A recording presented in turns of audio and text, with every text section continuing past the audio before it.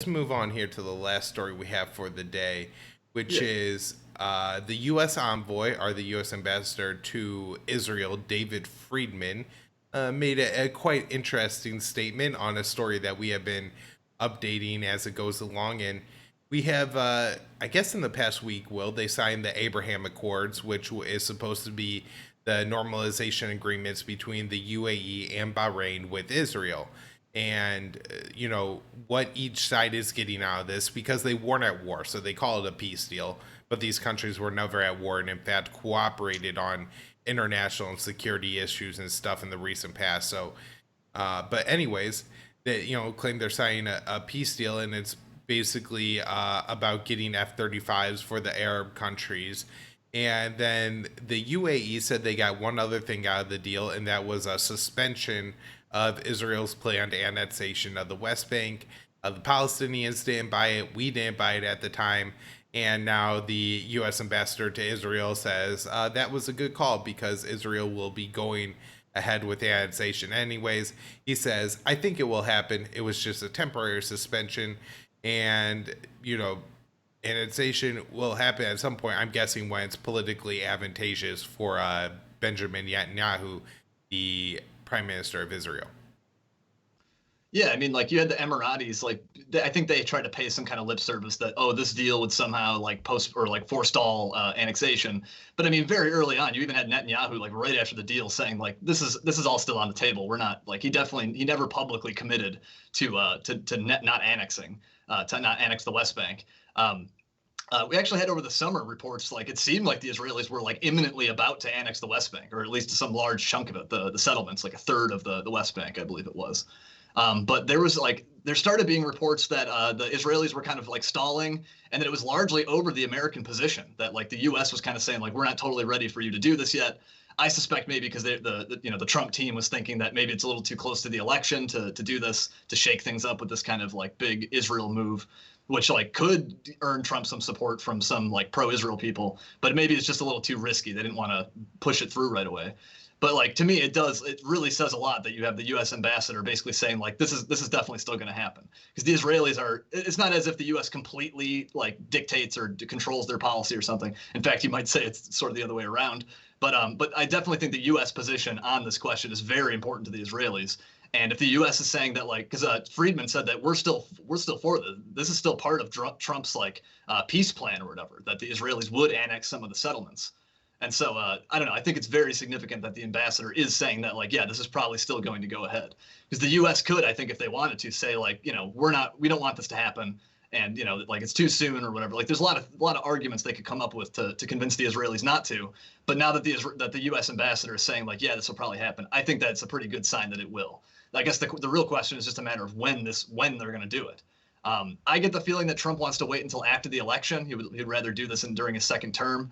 But of course, the Israelis are probably a little bit anxious about that, because if Trump doesn't win, then they won't have quite as staunch of an advocate in the White House. But even if Biden wins, I don't see him like making this a big fight. I don't see, like, he might try to like get some concessions out of the Israelis or something in exchange for some kind of annexation. But I don't think Biden would make this a big principled stand to oppose the Israelis. I think you'd largely see a lot of what you saw with Obama, which is like very mealy mouthed, like, sometimes kind of opposing them in rhetoric, but like that's about it. Like nothing really substantial. As they say, no daylight between between the U.S. and Israeli policy. I think Biden would continue that. Right. Yeah. Just a couple things you said there. I wanted to comment on. The first is just, yeah. I think it's probably waiting until after the election to hear the narrative from a lot of people, even some Democrats conceding that like Trump is like creating a peace plan here and bringing peace to the Middle East. So we're really cut against that if suddenly there were, a whole bunch of Palestinians running around acting violently because the Israelis are, stealing another third of their remaining territory. I mean, like that's not In New Intifada, yeah. right. Even if like just the portrayal in the Western media is that these, enraged brown people keep killing all the nice white democratic white people of the Middle East, that still isn't peace, right? So even that like biased Israeli narrative that likely would be what comes into the U.S. press and that most Americans hear, because that's all you hear during the second Intifada. Um, that doesn't bode well for Trump's vision of the Middle East of cutting all these deals and making peace. So I really Right. I think wait until after the election. I guess if Trump wins the election, I don't see there being like any hard press to get it done anytime soon. Trump loses the election, I could see the Israelis looking to get the ball rolling by the time Trump leaves office, just so this thing is already in motion, and whatever kind of bad behind the scenes stuff that Biden could help do to maybe slow down. Because I don't, as much as as you say, Joe Biden's Israel policy, no daylight between the U.S. and Israel under Joe Biden. I guess I would see Biden as working behind the scenes to have this not happen under his administration, just so again he doesn't have to deal with the fallout from the Palestinians realizing that a huge chunk of their land was stolen again, right? Like that's not something Biden wants. So I think he would fight behind the scenes to prevent it from happening. But if it was already in motion, I don't see him doing anything to stop it. That takes real effort in diplomatic skills and stuff like that. Maybe courage or something too. Right? Yeah. I guess the other thing I maybe that would cause it to be delayed even further is I think Bibi Netanyahu will likely use it as an election issue, and so it won't really come up again till the next time he's ready to push an election, which maybe is next spring or this coming winter. And Stay out so of jail, maybe. yeah, right. So All those depending on corruption how probe. his corruption trial is going that he's in the middle of, there's a lot of factors here that could change the date and how annexation is going and everything.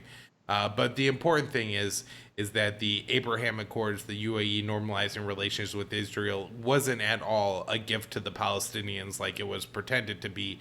And for at least people to realize that the Palestinians got screwed in this deal, I think is important, because the narrative over and over again is the Palestinians just can't realize a good deal when it comes in front of their face. And even when somebody does them a favor, they spit in their face. And that's why the Palestinians are in this like people without a land position that they're in, when that's not the case at all. And but I'm sure that'll be the spin in the narrative coming out of most of this, but it's just not the truth. Yeah, absolutely. Well, anything else? No, I think we hit all the bases there. Unfortunate, it's kind of a bad story, but Yeah. All right. Well, everybody, if you're still listening to the show, I know you really like it. So hit the subscribe button on YouTube or wherever you're listening to it. If you can, give it a rating and review, thumbs up.